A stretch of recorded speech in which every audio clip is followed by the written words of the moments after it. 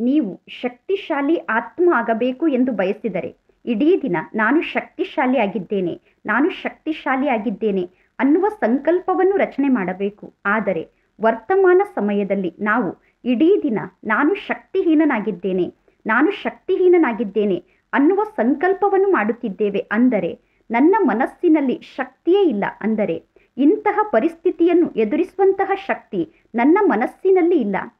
ನನ್ನ ತನುವಿನಲ್ಲಿ ಇಂತಹ ಕಾರ್ಯವನ್ನು ಮಾಡುವಂತಹ ಶಕ್ತಿ ಇಲ್ಲ.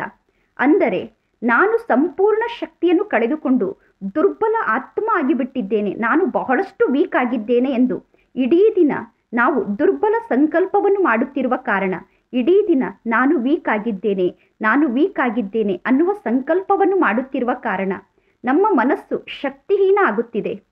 ಹೇಗೆ ಡಾಕ್ಟರ್ ಶುಗರ್ ಪೇಷಂಟ್ಗೆ ಹೇಳುತ್ತಾರೆ ಸ್ವೀಟನ್ನು ತಿನ್ನಬೇಡಿ ಎಂದು.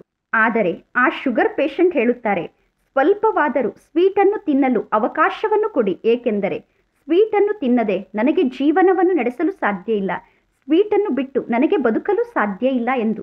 ಇದರ ಅರ್ಥ ಒಂದು ಸ್ವೀಟನ್ನು ತಿನ್ನದೆ ನನಗೆ ಬದುಕಲು ಆಗುತ್ತಿಲ್ಲ ಅಂದರೆ ನಾನು ಅಷ್ಟೊಂದು ವೀಕ್ ಆಗಿದ್ದೇನೆ, ನಾನು ಸ್ವಯಂವನ್ನು ಅಷ್ಟೊಂದು ದುರ್ಬಲ ಆತ್ಮನನ್ನಾಗಿ ಮಾಡಿಕೊಳ್ಳುತ್ತಿದ್ದೇನೆ.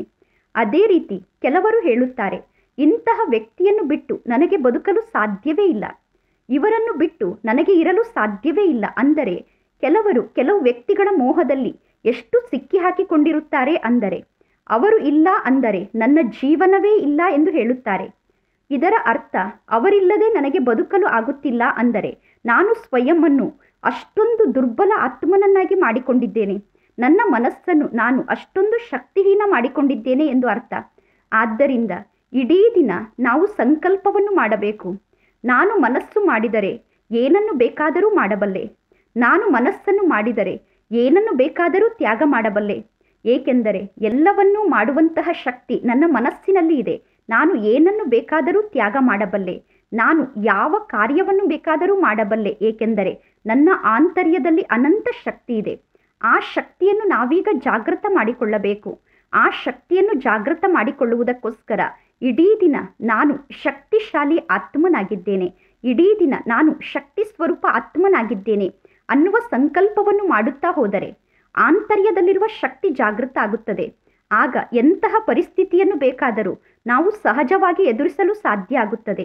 ಅದರ ಜೊತೆಗೆ ಯಾವಾಗ ಆಂತರ್ಯದಲ್ಲಿ ಶಕ್ತಿ ಜಾಗೃತ ಆಗುತ್ತದೆಯೋ ಆಗ ಮನಸ್ಸು ಶಕ್ತಿಶಾಲಿ ಆಗುವ ಕಾರಣ ತನುವೂ ಶಕ್ತಿಶಾಲಿ ಆಗುತ್ತದೆ ಮತ್ತು ನಾವು ಸಂಪೂರ್ಣ ಆರೋಗ್ಯವಂತರಾಗುತ್ತೇವೆ.